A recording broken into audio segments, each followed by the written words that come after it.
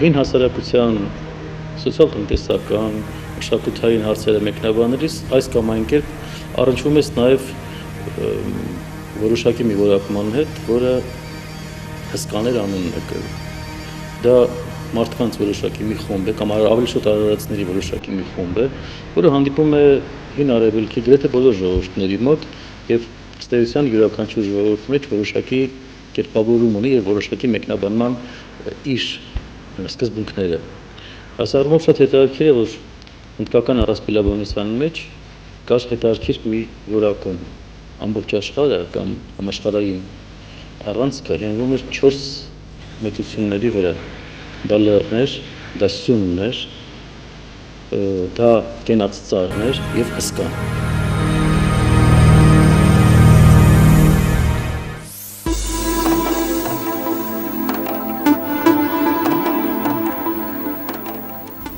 Եթե խոսքը գնում է հսկաների մասին եւ այսօր խոսում ենք հսկաների մասին, ապա ինչ է իրենից ներկայացնում հսկան ինքը եւ այդ իմաստային ինչպիսի ծանրաբեռնվածությունների մեջ կրում։ Հայ լեզվաբան,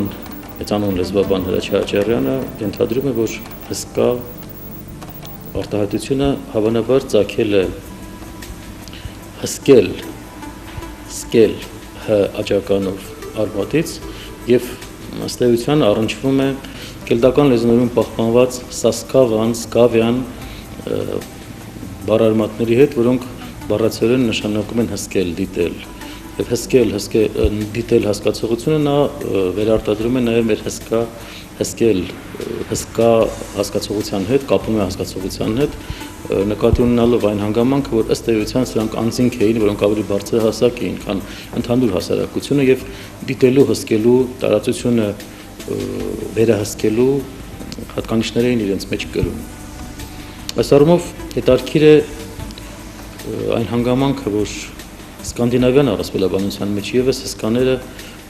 արարածներ էին, որոնք ծնված էին անգամ աստվածներից առաջ եւ աստվածների ծննդով նրանք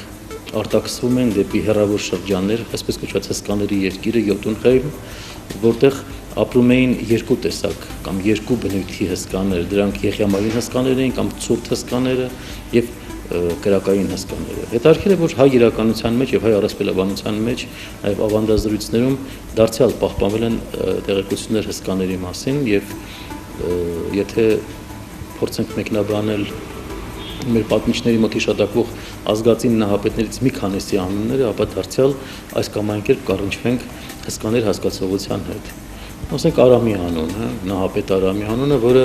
երկու կերպ կարելի է մեկնաբանել։ Իմաստներից մեկը դա մուկ թխահեր մեկնաբանությունը եւ երկրորդը բարձրահասակ։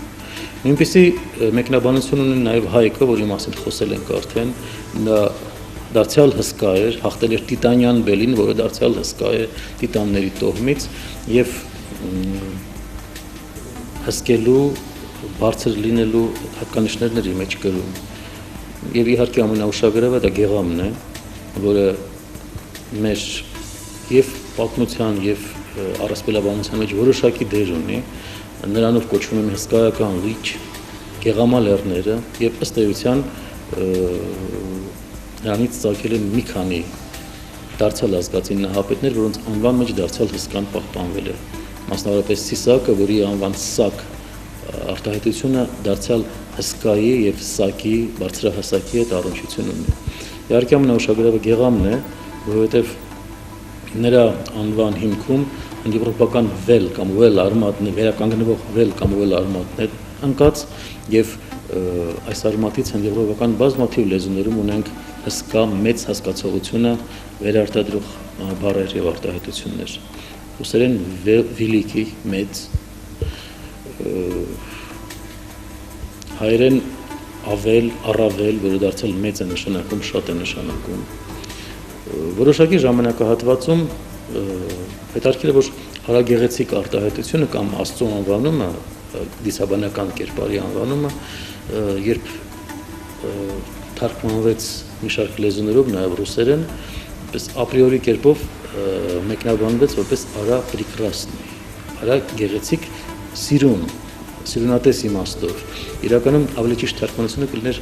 արա վելիկալեպնի, այսինքն մեծ, վեր իմաստով։ Եվ սա միայն առասպելական կամ զուտ վերականգնվող լեզվաբանական արտահայտություն չէ, քանի որ